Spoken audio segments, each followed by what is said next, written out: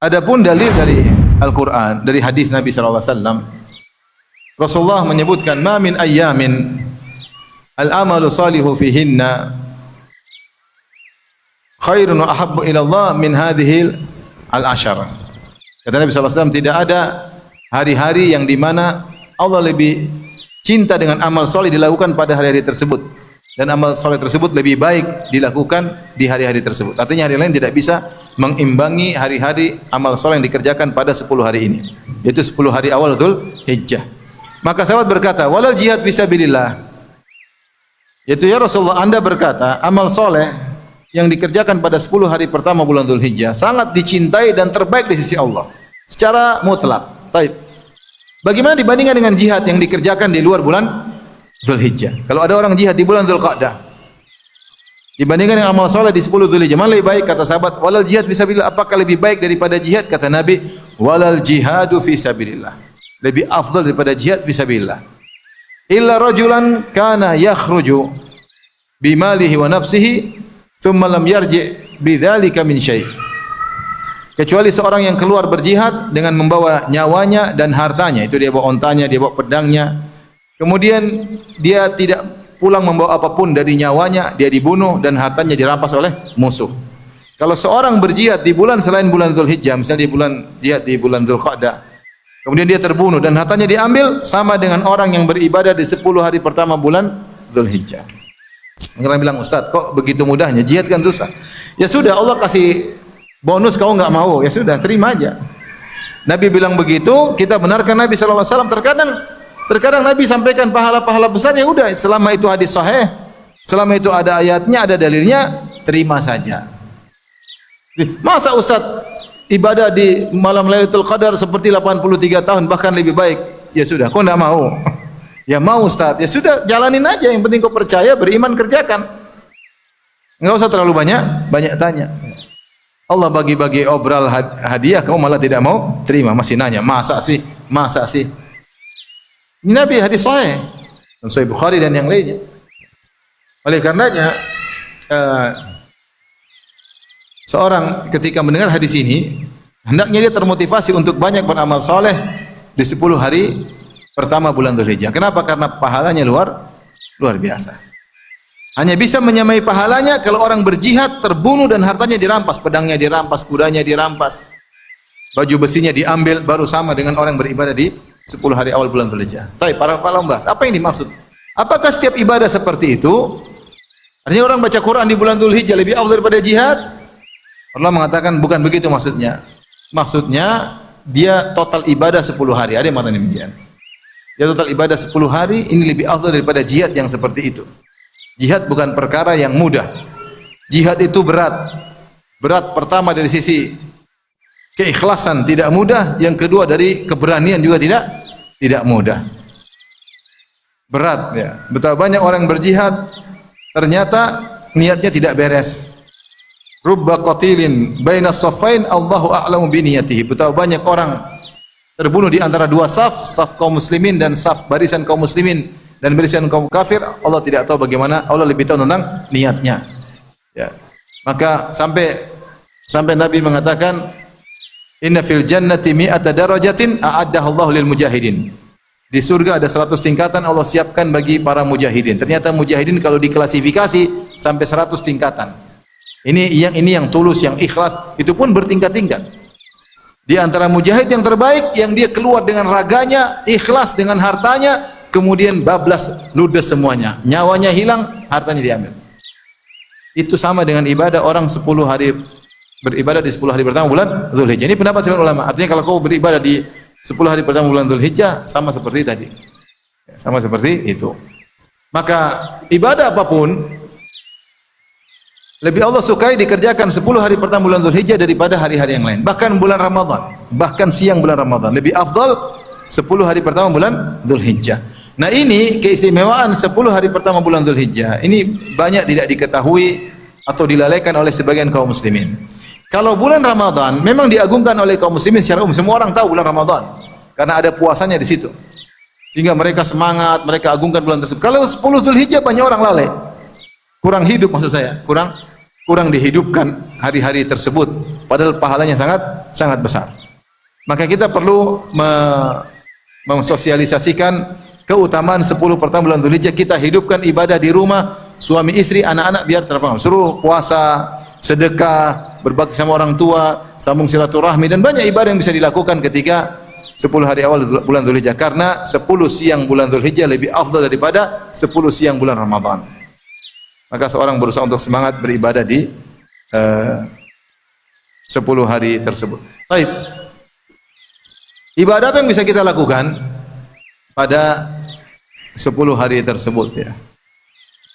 Ada ibadah-ibadah khusus, ada ibadah-ibadah umum. Kita mulai dengan ibadah umum. Ibadah umum, salat malam. Sebagaimana salat malam di hari-hari lain dianjurkan, terutama 10 hari awal bulan Dzulhijjah. Pahalanya lebih afdal. Karena sangat Allah cintai. Ma min ayyamin al-amalu salihu fihinna khairun wa ahabbu ila Allah. Tidak ada amal yang lebih dicintai dan lebih baik seperti kalau dikerjakan di 10 hari pertama bulan Dzulhijjah. Ibadah banyak, salat malam, jangan lupa. Kalau hari-hari lain kita salat malam, 10 Dzulhijjah kita lebih semangat, tidak mengapa. Baik, sedekah, ya sedekah. Kalau antum bersemangat sedekah di hari-hari lain, sedekah di 10 hari pertama bulan Dzulhijjah harus lebih ditingkatkan. Ibadah umum. Silaturahmi, ya silaturahmi. Kalau ada waktu kita silaturahmi di luar bulan Dzulhijjah, semangat, pahalanya besar. Di 10 hari pertama bulan Dzulhijjah silaturahmi pahalanya lebih besar. Baca Al-Qur'an. Kalau baca Al-Qur'an di bulan Ramadan kita semangat, kita bisa khatam 4 kali, 5 kali, 6 kali. Maka 10 hari pertama Dzulhijjah jangan lupa juga khatam Quran. Kalau bisa, ya. Kalau nggak bisa ya sudah, mau apa boleh buat. Kalau bisa, ya ini ibadah banyak. Kenapa disebutkan banyak? Supaya kita bisa apa sih yang bisa kerjakan? Tidak harus semuanya. Yang penting yang bisa kita kerjakan. Kesempatan orang berbeda-beda. Orang berbeda-beda. Ini diantara ibadah-ibadah yang bisa kita, ibadah apa saja, sedekah, puasa, apa saja yang bisa kita kerjakan maka kita kerjakan. Di antaranya yang ada khilaf tentang puasa 9 hari pertama bulan Dzulhijjah. Ada yang mengatakan hadisnya dhaif, ada yang mengatakan hadisnya hasan atau sahih seperti Syekh Al-Albani mensahihkan. Rasulullah berpuasa Yaumut Tis'a, yaitu Tis'ah Dzulhijjah, Rasulullah SAW puasa 9 hari. Hadis ini perselisihkan. Tapi 4 mazhab, mazhab Maliki, mazhab Hanafi, mazhab Maliki, mazhab Syafi'i, mazhab Hambali mengatakan sunnah seorang untuk berpuasa dari hari pertama sampai hari tanggal 8 bagi orang berhaji. Kalau haji tanggal 9 tidak puasa. Bagi orang tidak berhaji dari hari pertama sampai tanggal 9. Tanggal 10 enggak boleh. Karena tanggal 10 lebaran, ya. Puasa tidak sah. Tapi 4 mazhab berpendapat yang tidak haji maka disunahkan dia berpuasa dari tanggal 1 sampai tanggal 9. Tapi bolehkah kita berpuasa berturut-turut? Ya Ustaz, bukankah puasa terbaik puasa Daud? Ya, puasa Daud memang terbaik. Sampai ada yang mengatakan makruh puasa hari berturut-turut kecuali yang dibolehkan. Seperti puasa berturut-turut, misalnya puasa apa? Puasa Ayyamul Bid, ya enggak? Berturut-turut enggak? Berturut-turut. Contoh yang boleh berturut-turut puasa Sittan min Syawal, 6 hari di bulan apa? Syawal, boleh. Di antaranya 9 hari bulan Dzulhijjah. Ya sebisanya, mau 9 bagus, mau 7, 6 terserah. Yang penting perbanyak puasa.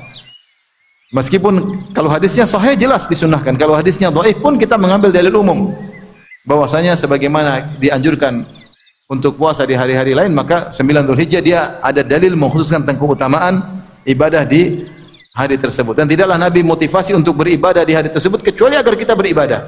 Kecuali agar kita beribadah. Di antara ibadah yang sangat dianjurkan adalah berpuasa di 10 hari. Kemudian di antara ibadah yang tidak kalah penting adalah memberi makan kepada orang-orang susah, pada karib kerabat. Dalam Sahih Bukhari Rasulullah SAW pernah ditanya, ayul islami khair? Islam apa yang terbaik? Islam apa yang terbaik? Islam yang terbaik. Kata Rasulullah SAW, tut'imut ta'am, kau beri makanan kepada orang-orang. Wa tusallim ala man ta'rif wa man lam ta'rif, dan kau beri salam kepada orang yang kau kenal dan orang yang tidak kau kenal. Rasulullah mengatakan di awal tut'imut ta'am, berilah makan. Dan ini Memberi makan disebut dalam Al-Qur'an, ya, dalam hadis-hadis banyak sekali, ya. Wa yut'imuna at'ama. Dalam hadis kita perhatikan banyak sekali dalil ayat tentang memberi makan. Wa yut'imuna at'ama ala hubbihi. Aw it'amun fi yaumin dhi masghabah, atau kau beri makan di hari orang kelaparan. Memberi makan. Apalagi hadis banyak sekali Allah menyebutkan tentang memberi makan. Seperti Rasulullah SAW ketika pertama kali masuk di kota Madinah. Maka Abdullah bin Salam berkata, "Awwalu kalamin sami'tuhu minan Nabi sallallahu alaihi wasallam." Perkataan pertama yang saya dengar dari Nabi ketika Rasulullah masuk kota Madinah, Rasulullah berkata, "Ya ayuhan nas, wahai manusia sekalian, afsus salam." Tebarkanlah salam, ya. Wa at'imut ta'am, dan berilah makanan kepada orang-orang. Wasilul arham, dan sambunglah silaturahmi. Wasallu bil-lail wan nasu niyam, salatlah di malam hari ketika orang sedang tidur. Tadkhulul jannata bisalam, niscaya kalian akan masuk surga dengan penuh keselamatan. Nabi bilang sering di antaranya adalah it'amut ta'am, berilah makan kepada orang-orang. Saya punya kawan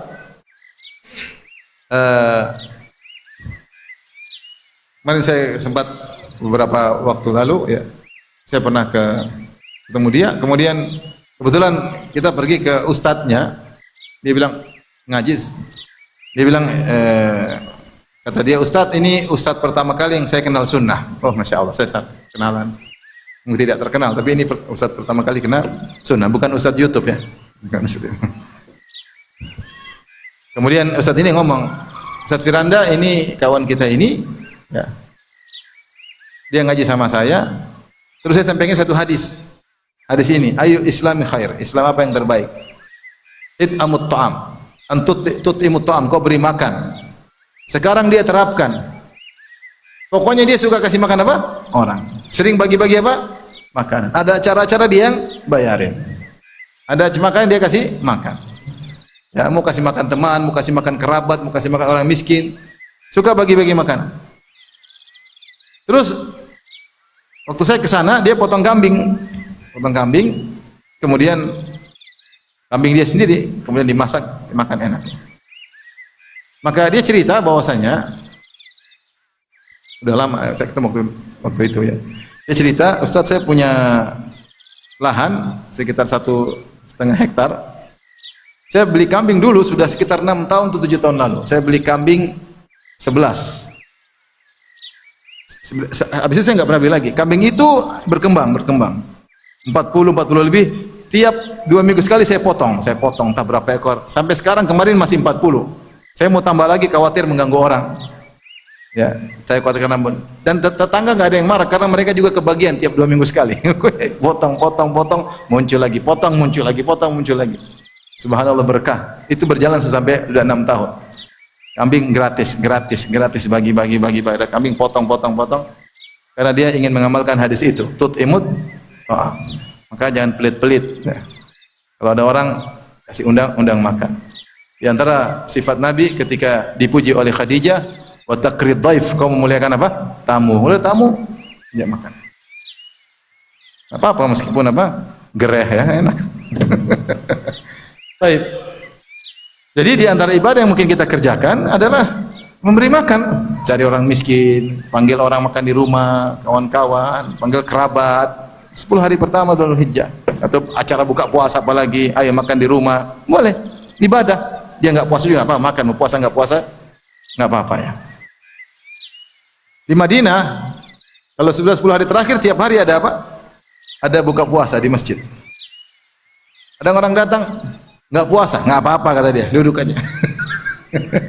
Nggak puasa, nggak apa-apa, duduk. Ini nggak enak, nggak puasa ikut makan. Jadi mereka niatkan memang untuk apa? Bagi-bagi makanan. Subhanallah. Cerita kemarin alhamdulillah dua tahun berturut-turut 10 terakhir di Masjid Nabawi. Kita ketika di situ ada orang kawan, dia sudah kenal dia, ya. Pensiunan dosen UIM, dia doktor bidang bahasa.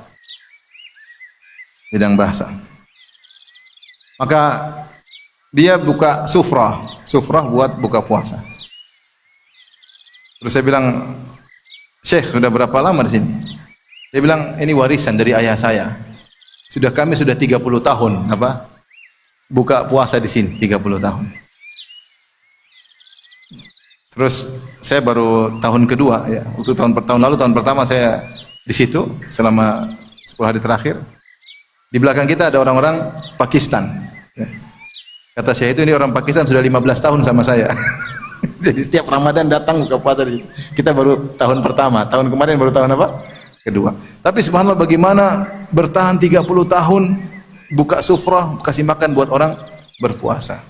Memberi makan kepada orang berpuasa.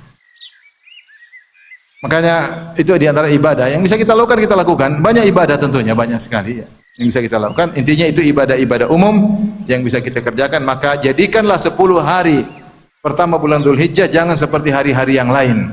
Karena ibadah apapun yang kita kerjakan lebih dicintai oleh Allah daripada hari-hari yang lain. Berarti pahalanya lebih banyak, Tapi ada ibadah khusus banyak sekali bulan 10 hari pertama. Di antaranya ibadah haji, terkait jemaah haji luar biasa. Ada tawaf, ada sa'i, ada mabit di Mina, ada lempar jamarat, masya Allah. Ibadah yang aneh ibadah haji itu. Ibadah haji itu capek, meletihkan, tapi orang kangen terus. Heran. Ya itu dari sana ya. Kalau orang mungkin kalau sana, aduh capek, udah sekali aja dia. Enggak ada orang mau haji besok mau haji lagi, mau haji lagi. Bahkan kalau bisa haji setahun 2 kali, kita haji setahun 2. Cuma nggak bisa. Mau saya luar biasa. Ya. Makanya Allah jamin ketika Ibrahim setelah bangun Ka'bah, Ibrahim mengatakan, kata Allah, sampaikan kepada manusia. Bagaimana bisa sampai? Kata Allah, urusan kami. Ya, azin, sampaikan, kumandangkan agar mereka berhaji. Allah mengatakan, ya'tika rijalan. Ya'tina rijalan wa kulli dhamirin ya'tika rijalan wa kulli dhamirin ya'tina min kulli fajjin. Akan datang orang berjalan kaki, ada yang haji, ada yang kendaraan akan datang. Itu urusan Allah Subhanahu wa taala. Sekarang aja orang ngantri sampai puluhan tahun baru bisa haji. Baik. Adapun haji amalannya sendiri, ini butuh namanya fikih haji. Tapi kita bicara bagi orang yang tidak haji. Orang yang tidak haji apa yang bisa lakukan? Pertama, dia berusaha untuk puasa 9 hari yang sebisa dia. Mau 5 hari, 9 hari, 8 hari, 7 hari yang bisa dia mampu. Tidak harus tiap hari. Yang bisa dia mampu dia puasa. Karena semua puasa di hari tersebut mulia. Yang tidak boleh cuma tanggal 10 karena lebaran. Kalau jamaah haji tanggal 9 juga tidak boleh puasa. Kemudian di antaranya ibadah khusus yang bisa dikerjakan, khususnya puasa Arafah, jangan dia tinggalkan. Rasulullah SAW ditanya tentang puasa Arafah, dia mengatakan wasu'ila an siyami yaumi Arafah. Rasulullah ditanya tentang keutamaan puasa Arafah, kata Rasulullah SAW, yukaffiru al-madiyah wal baqiyah. Sungguhnya puasa Arafah menghapuskan pahala setahun sebelumnya dan setahun sesudahnya. Masya Allah, nikmat. Dihapusin puasa 2 tahun. Ustaz, kalau saya enggak punya dosa, mustahil. Gimana enggak punya dosa? Tiap hari nonton YouTube. Kalau punya dosa, seandainya kau tidak punya dosa, maka derajatmu akan dinaikkan. Dan itu berlaku pada semua ibadah yang menjanjikan ampunan. Seandainya orang tersebut tidak punya dosa atau dosanya terlalu sedikit sementara power pahalanya terlalu besar, maka derajatnya naik. Derajatnya naik. Oleh karenanya jangan lupa untuk puasa hari Arafah. Agungkan hari tersebut. Anak-anak ditanamkan agar puasa. Ayo besok tanggal 9, ayo semangat. Bangunkan mereka puasa. Kalau nanti puasa kasih hadiah. Jadi mereka hebohkan hari tersebut. Ini hari yang agung. Saya bilang 10 hari pertama bulan Dzulhijjah, hari-hari yang dilupakan. Di antara keutamaan yang ibadah yang bisa dilakukan adalah zikir. Zikir ini ibadah umum, tapi khusus 10 hari bulan Dzulhijjah, maka Nabi memberikan statement secara khusus. Kata Nabi, fa'akthiru fihinna tahlil wa takbir wa tahmid. Perbanyaklah pada 10 hari bulan Dzulhijjah takbir wa tahlil wa tahmid. Di antaranya kita bilang apa? Allahu akbar, Allahu akbar, Allahu akbar, la ilaha illallah, Allahu akbar walillahil hamd. Di situ ada takbir, ada tahmid, ada tahlil. Datang dalam sebagian riwayat takbirnya 2 kali, datang sebagian riwayat takbirnya 3 kali. Allahu akbar, Allahu akbar, Allahu akbar, la ilaha illallah, Allahu akbar, walillahil hamd. Atau 2 kali boleh. Atau kita pisahkan, Allahu akbar, Allahu akbar, Allahu akbar, Allahu akbar, atau la ilaha illallah, la ilallah, la ilallah. Dulu sahabat, kalau salah Ibnu Umar dan Abu Hurairah pergi ke pasar, mereka bertakbir agar orang-orang terprovokasi untuk bertakbir. Mereka lupa. Ini di antara sunan al-mahjurah, sunnah yang ditinggalkan. Dan itu sudah mulai di Madinah bertahun-tahun sudah mulai hilang juga. Dulu waktu saya masih awal-awal ke Madinah, orang biasa di jalan-jalan. Sekarang sudah mulai kurang juga. Bahkan di Madinah sudah mulai apa? Mulai redup, mulai kurang. Dulu masih kita lihat orang-orang jalan-jalan takbir jalan. Sekarang mulai kurang. Atau karena mungkin kebanyakan orang luar ya. Dulu orang luar jarang ke masjid, yang banyak orang Madinah sendiri, sehingga kita lihat sunnah itu hidup. Sekarang mulai agak berkurang. Nah ya, siapa yang kalau bisa menghidupkan sunnah ini baik ya. Ya paling tidak seharian pun, tapi yang penting dia ada waktu, dia lagi jalan tanggal 10, Allahu Akbar, la ilaha illallah. Lebaran belum, ini bukan lebaran ini. Tidak harus pas lebaran. Jadi kita bertakbir sejak tanggal 1 Zulhijjah sudah bertakbir. Kata para ulama sejak muncul hilal Zulhijjah, yaitu terbenam matahari akhir bulan Dzulqa'dah. Kita sudah takbir, Allahu Akbar, la ilaha illallah, Allahu Akbar walillahil. Kata Rasulullah mengatakan, fa'aksiru fihinna. Rasulullah sebutkan di awal hadis, tidak ada amal soleh yang paling dicintai oleh Allah seperti amal soleh yang dikerjakan di 10 hari pertama bulan Dzulhijjah. Karenanya, kata nih, perhatikan, fa'aksiru, karenanya perbanyaklah takbir wa tahlil wa tahmid. Berarti ini ibadah yang dipilih oleh Nabi agar diperbanyak. Ini ibadah yang mudah. Kita dalam kesibukan lagi naik kendaraan, kita Allahu Akbar, la ilaha illallah, Allahu Akbar walillahil hamd. Dan ini 10 hari terakhir dan kemudian berlanjut juga hari-hari tasyrik sampai tanggal 13 terbenam matahari.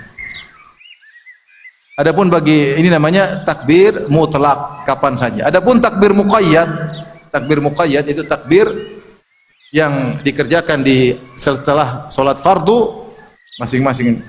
Maka disebutkan sejak fajar hari Arafah, itu subuh hari Arafah, seorang habis sholat subuh sudah bertakbir. Ada yang mengatakan begitu imam Assalamualaikum warahmatullahi wabarakatuh, dia astagfirullah, Allahumma anta salam minka salam. Kemudian setelah itu dia bertakbir, mulai dia bertakbir. Allahu Akbar, la ilaha illallah, Allahu Akbar. Jadi dibaca setelah sholat 5 waktu sampai hari ke-13. Sampai hari ke-13 sholat asar. Ini namanya takbir muqayyad, itu takbir yang terikat dengan sholat 5 waktu. Dibaca setelah salam, zikir sebentar, kemudian apa? Baca tersebut dimulai dari hari Arafah. Ini diantara ibadah yang dianjurkan. Maka ibadah yang mudah, zikir, kapan-kapan kita lagi berjalan, lagi ngantri, lagi apa, ya kita berzikir ya, pada Allah Subhanahu wa taala. Tapi saya katakan ini sulit karena memulai kadang-kadang pekewo, kadang-kadang kok nggak ada temannya sendirian, nggak enak. Tapi kita jalankan, ya Allah Maha tahu, ya Allah Maha tahu. Meskipun nggak ada yang kerjakan, kita lakukan sebisa kita. Ini di antara ibadah khusus yang bisa dikerjakan. Tapi mengenai tanggal 9 Dzulhijjah, hari Arafah, apakah boleh diagungkan hari tersebut? Maka ada khilaf di kalangan para salaf. Karena Rasulullah SAW bersabda dalam hadis, ya, ma min yaumin aktsaru min an yu'tika Allahu fihi abdan min yaumi Arafah. Wa innahu la yadnu thumma yubahi bihimul malaikah.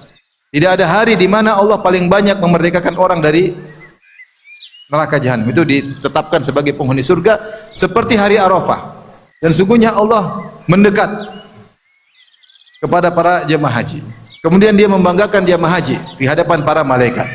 Dalam riwayat yang lain Rasulullah berkata, Allah berfirman, "Unzuru ila ibadi haula'i ja'uni syu'than kubran." Wahai para malaikat, kulihat para jemaah haji, mereka datang kepadaku dalam kondisi rambut semrawut penuh dengan debu. Dalam riwayat, ma arada haula, apa yang mereka inginkan. Seakan-akan Allah berkata, kalau mereka ingin apa saja yang akan aku kabulkan. Tentunya jemaah haji ingin masuk surga. Nah, hadis-hadis ini dibawakan oleh sebagian ulama bahwasanya itu hanya terkait bagi orang haji. Orang yang haji datang jauh-jauh, maka Allah mendekat kepada mereka dan mereka tanggal 9 tidak boleh berpuasa. Dan mereka dijanjikan ampunan oleh Allah Subhanahu wa taala. Bagi jemaah yang tidak hajian, mereka berpuasa. Mereka berpuasa dan mereka dapat ampunan 2 tahun, setahun sebelumnya, setahun sesudahnya. Baik, apakah orang tidak berpuasa boleh mengganggukan hari tersebut? Maka ada khilaf. Sebagian salaf membolehkan, meskipun tidak ada spesifik. Hari itu pergi ke masjid, banyak beribadah kepada Allah Subhanahu wa taala dari zuhur sampai maghrib. Ada yang berpendapat demikian. Ketika Imam Ahmad ditanya, dia tidak melarang. Sehingga mereka memahami bahwasanya keutamaan hari tersebut, tanggal 9 keutamaan tersebut, janji Allah memerdekakan orang dari neraka bukan terkait hari jemaah haji saja, tapi berkait kepada semua orang beriman. Ini khilaf di kalangan para ulama. Tapi kalau ada yang melakukan, kita tidak melarang, meskipun kita tidak melakukannya, karena semoga kita berhaji terus. Tapi intinya kalau yang tidak haji, ada yang melakukan, kita dilarang. Ini di antara ibadah-ibadah yang bisa dilakukan di 10 hari pertama bulan Dzulhijjah. Intinya ikhwan dan akhwat yang rahmati Allah Subhanahu wa taala, semangat beribadah. Ibadah pun ibadah yang qasirah antara kita dengan Allah, dan juga ibadah muta'addiyah, sosial. Bantu ini, bantu sana, nyenangkan orang, kasih makanan, bantu sedekah. Lakukan 10 hari pertama karena pahalanya sangat besar, dan kerjasama antara suami istri ya. Jangan 10 hari Dzulhijjah kemudian main motor, jangan ya. Saatnya ibadah.